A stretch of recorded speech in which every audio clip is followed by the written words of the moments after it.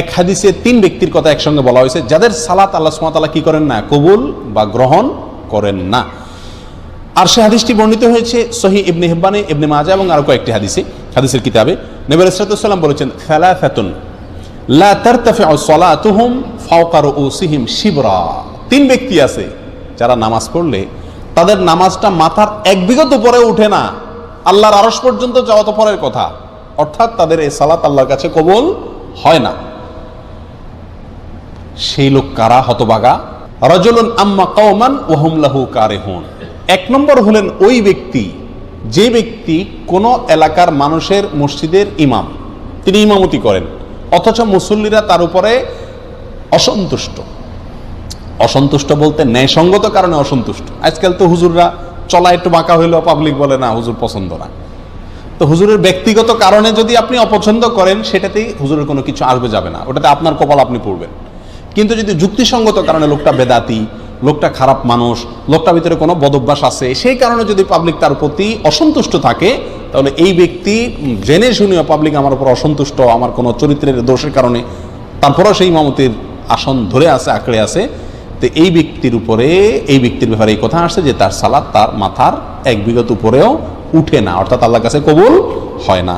Number 2, ওয়ামরাআতুন বাতাত ওয়া যাওজুহা আলাইহা সাখিত। ওই মহিলা যিনি সারাটি রাত কাটিয়ে দিলেন অথচ সারা রাত তার স্বামী তার উপরে অসন্তুষ্ট। আমাদের মা বোনদের মধ্যে এই সমস্যাটা ঘরে ঘরে কম বেশ আছে। স্বামী স্ত্রী ঝগড়া লাগবেই, এটা চিরন্তন বিষয়। নবী আলাইহিস সালামের মতো মানুষ, তার সঙ্গে উম্মাহাতুল মুমিনিন রাদিয়াল্লাহু তাআলা আনহাদের সাথেও মনোমালিন্য তৈরি হয়েছে। নবী আলাইহিস সালাম রাগ করে মসজিদে যান নাই, বাসায় যান নাই, মসজিদে শুয়ে রয়েছেন। ওমর রাদিয়াল্লাহু তাআলা এসে মধ্যস্থতা করে মিলিয়ে দিয়েছেন। এই ঘটনা ঘটছে। উম্মাহাতুল মুমিনিন একদিকে, নবী আলাইহিস সালাম একদিকে, তাদের জীবনে যদি এটা হয় তাহলে বোঝা গেল স্বামী স্ত্রীর জীবনে ঝগড়া, কথা কাটাকাটি, ভুল বুঝাবুঝি এগুলো হবেই হবে, এর কোনো চারা নাই। পাতিল দুটো একসাথে থাকলে বাড়ি খাবেই। কিন্তু আমাদের বোনদেরকে খেয়াল করতে হবে, যেহেতু আমাকে আল্লাহর সন্তুষ্টি অর্জন করতে হবে, আমার ইবাদত আল্লাহর কাছে কবুল করাইতে হবে, অতএব রাগ করে আপনি থাকেন, কিছু সময় থাকেন, সমস্যা নাই। সারাটা রাত স্বামীর উপরে রাগ করে আপনি থাকিয়েন না, অন্তত রাতের কিছু অংশ গেলে রাগটা মিটানোর চেষ্টা করেন। যদি স্বামী অন্যায়ভাবে রাগ করে থাকে, গায়ের জোর রাগ করে, সেটা ভিন্ন কথা। যাই হোক, তাহলে দ্বিতীয় হলেন ওই স্ত্রী যিনি সারাটি রাত কাটিয়ে দিলেন অথচ তার স্বামী তার কারণে তার উপরে কি অসন্তুষ্ট। যদি স্বামী অন্যায়ভাবে অসন্তুষ্ট হয় এবং তাকে সন্তুষ্ট করার কোনো জায়গা না থাকে, গোয়ার টাইপের হয়, তাহলে ভিন্ন কথা। 3 নম্বর, আব্দুন আবেক, ওই গোলাম বা কৃতদাস যে মালিক থেকে পালিয়ে গেছে অনুমতি ছাড়া, কোনো তার সাথে চুক্তি ছাড়া তার থেকে পালিয়ে গেছে। কোন বর্ণনা আসছে ওই 2 ভাই, যেই 2 ভাই নিজেদের মধ্যে মারামারি বা কাটাকাটিতে লিপ্ত। তাহলে এই হাদিসে 3 ব্যক্তির কথা আমরা পেলাম, আর আগে 5 জনের কথা বললাম, তাহলে মোট 8 জনের কথা পেলাম যাদের সালাত বা ইবাদত আল্লাহর কাছে কি হয় না, গ্রহণযোগ্য। ওযু 2 প্রকার, একটা হলো কোন রকম ওযু, আরেকটা হলো পূর্ণাঙ্গ ওযু। একটা হলো কোন রকম ওযু, আরেকটা হলো কি পূর্ণাঙ্গ ওযু। পূর্ণাঙ্গ ওযু যেটা, এটাকে হাদিসের ভাষায় বলা হয়েছে ইসবাগুল ওযু। পূর্ণাঙ্গভাবে ওযু করা, এটাকে বলা হয়েছে ইসবাগুল ওযু, অর্থাৎ ওযুকে পরিপূর্ণভাবে করা। আরেকটা হলো যেন ভাবে কোন রকম ভাবে ওযু সেরে ফেলা।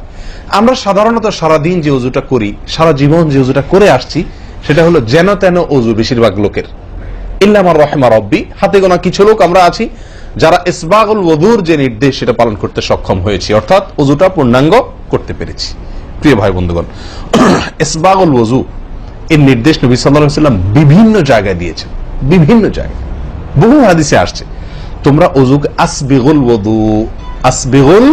ওযু, তোমরা ওযুকে পরিপূর্ণ করো, ওযুকে পূর্ণাঙ্গভাবে করো, সঠিকভাবে করো, যথাযথভাবে করো। তার মানে নবী সাল্লাল্লাহু আলাইহি ওয়াসাল্লাম জানতেন যে ওযুতে যথার্থতার খেলাফ প্রচুর পরিমাণে হয়ে থাকে, আর সেজন্য তিনি সাবধান করেছেন আসবিগুল ওযু, অর্থাৎ ওযুকে তোমরা পূর্ণাঙ্গভাবে করো, সুন্দরভাবে করো, যথার্থভাবে করো। কথা কি বুঝাতে পারছি? যেহেতু ওযুর বিষয়ে আমাদের গাফলতি আছে বা গাফলতি থাকার কথা, সেজন্য নবী সাল্লাল্লাহু আলাইহি ওয়াসাল্লাম আমাদেরকে বলেছেন ওযু করো, এটা না, বলেছেন আসবিগুল ওযু, অর্থাৎ আকমিলুল ওযু, ওযুকে পরিপূর্ণভাবে করো। সুন্দরভাবে করো, যথাযথভাবে করো।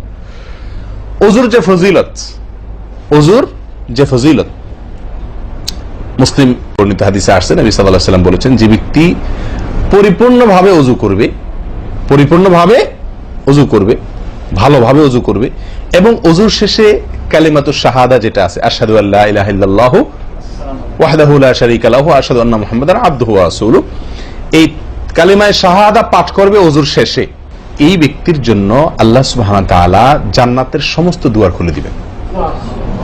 তাহলে আমরা বলতে পারি জান্নাতের 8 দুয়ারের সমস্ত দুয়ারের একটা রিমোট এখানে নবী সাল্লাল্লাহু আলাইহি ওয়াসাল্লাম আমাদেরকে বাতলে দিয়েছেন। একটি রিমোট, এই এক রিমোট টিপের সঙ্গে সঙ্গে 8 দরজা সব খুলে যাবে। সেটা হলো ওযুকে কি করা? পরিপূর্ণভাবে করা, সুন্দরভাবে করা, এবং এর শেষে, ওযুর শেষে কালিমাতুশ শাহাদা পাঠ করা, আশহাদু আল্লা ইলাহা ইল্লাল্লাহু ওয়াহদাহু লা শারীকা লাহু ওয়া আশহাদু আন্না মুহাম্মাদান আবদুহু ওয়া রাসূলুহু। আপনি পাঠ করলেন, জান্নাতের সমস্ত দুয়ার এর রিমোট যেন টিপ দিলেন। এই তিনটা কাজ করলেন মানে কি? জান্নাতের 8 দরজার একটি কমন রিমোটে টিপ দিলেন আপনি, সবগুলো পটপট খুলে যাবে, যে কোনো দরজা দিয়ে আপনি জান্নাতে দাখিল হতে পারবেন ইনশাআল্লাহ। প্রিয় ভাইরা, তাহলে হাদিস থেকেও বোঝা গেল যে যে কোনো দরজা দিয়ে ঢুকতে হলে ওযুটা হইতে হবে পরিপূর্ণরূপে ওযু, ইসবাগুল ওযু।